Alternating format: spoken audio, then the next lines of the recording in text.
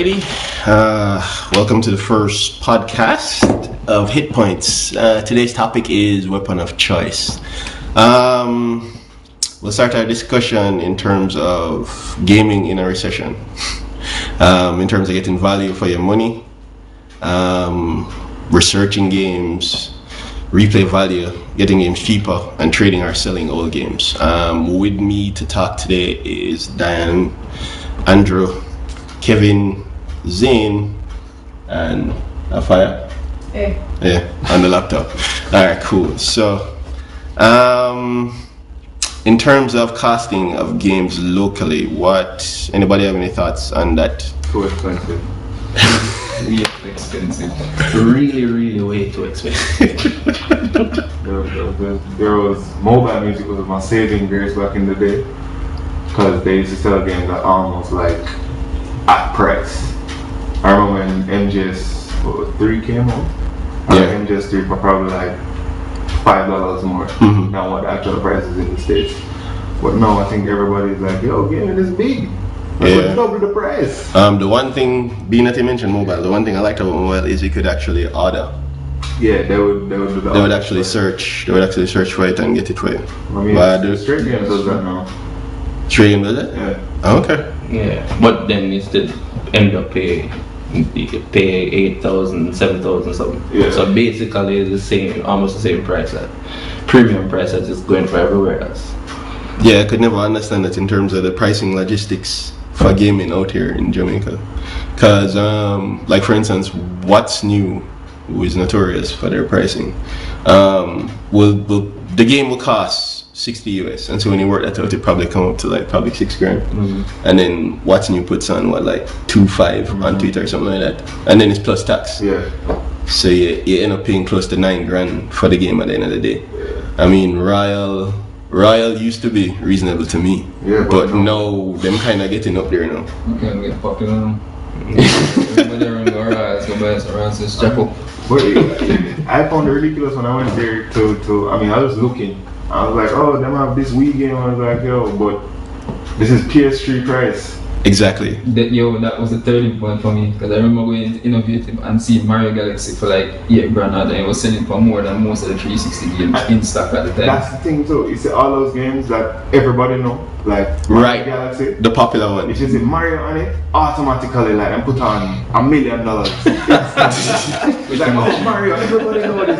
Very the price. And then you see a game like Call of Duty, Modern Warfare 2. I remember that did cost less than Mario Kart. Yeah, that's true. Yeah, I saw an example of that too in Innovative. They had Metal Gear Snake Eater, and they had Need for Speed. I don't remember which one. I think it was I think it was Underground Tour, something like that. And the Metal Gear 3 was 7,200 and something, and the Need for Speed was $9,000 something. And I was like, but both games released in the States at $60, and this game here, the difference, I don't understand. And like you say, it's probably popularity, because in Jamaica racing popular. It's a car game, so I don't know. Alright, so in terms of buying a console, what do you guys consider when purchasing one?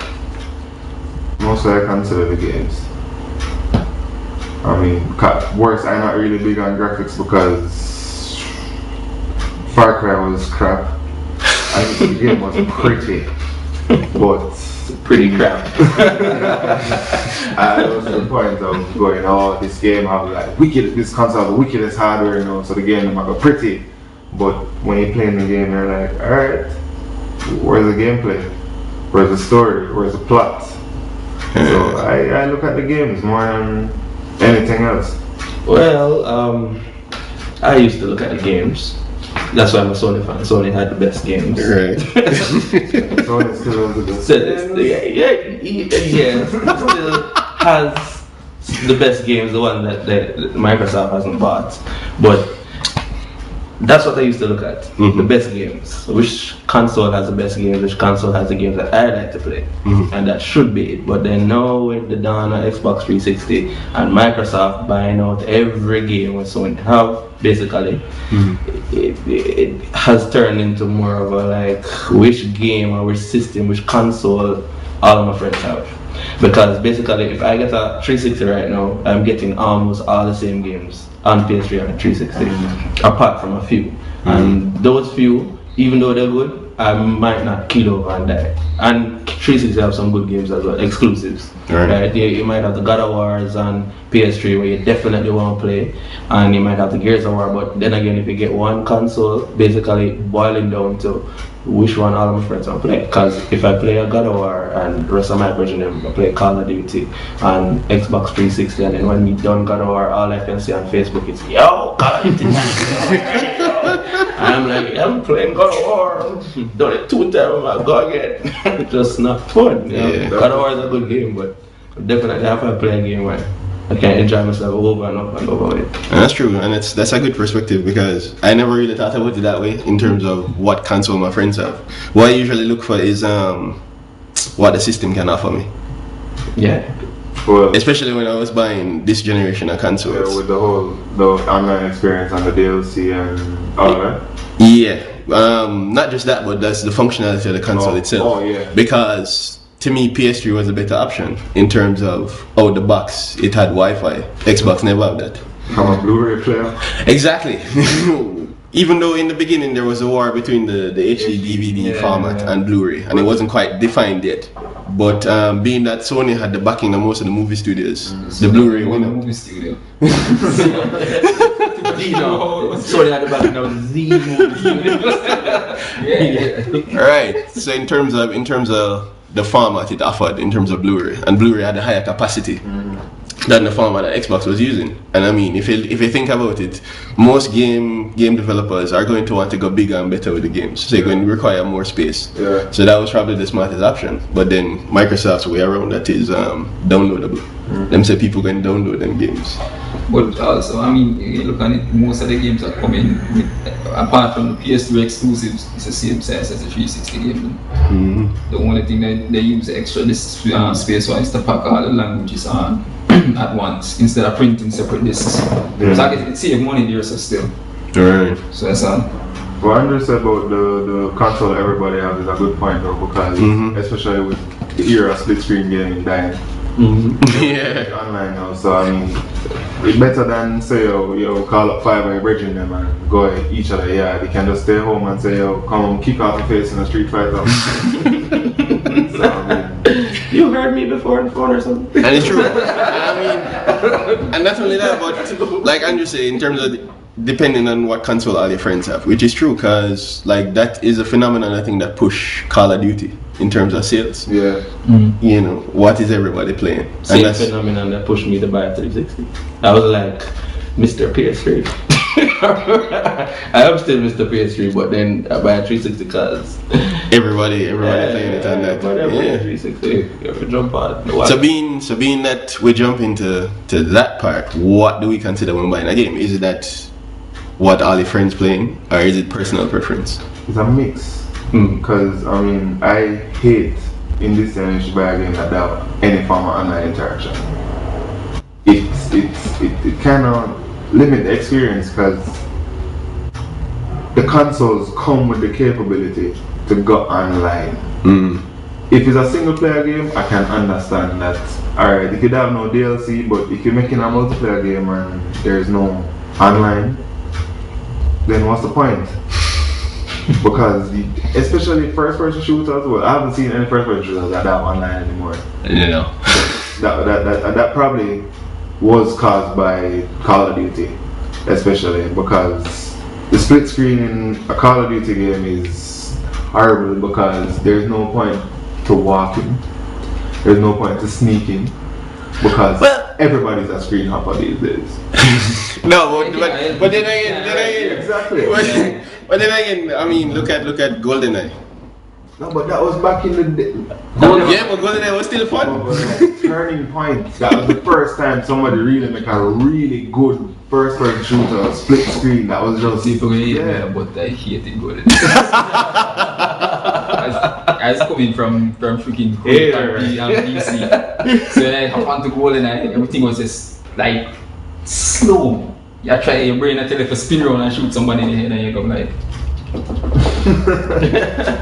No, well, in terms of gameplay, GoldenEye was slow, but I mean, in the end, in terms of the type of console I buy, it's a mixture, as Zane said, it's a mixture of type of games that you want to play, what your friends have. I think if you play games a lot, you're going to know which console you buy because you know which games you want to play.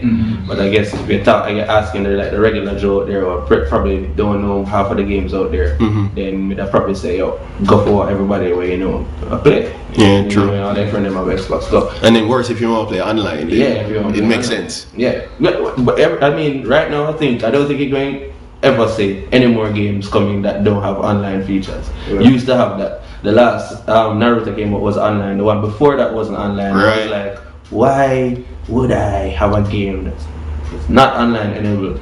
I go and play this for like an hour, 2 hours, done it and that's it. And that's exactly what happened. So then switch that. So most of the games coming out are going to be online. So basically there's like no difference in the system where you pick other than the games that are coming out with it. The only problem I have with the online for some stuff though that you have to watch for is bad net code.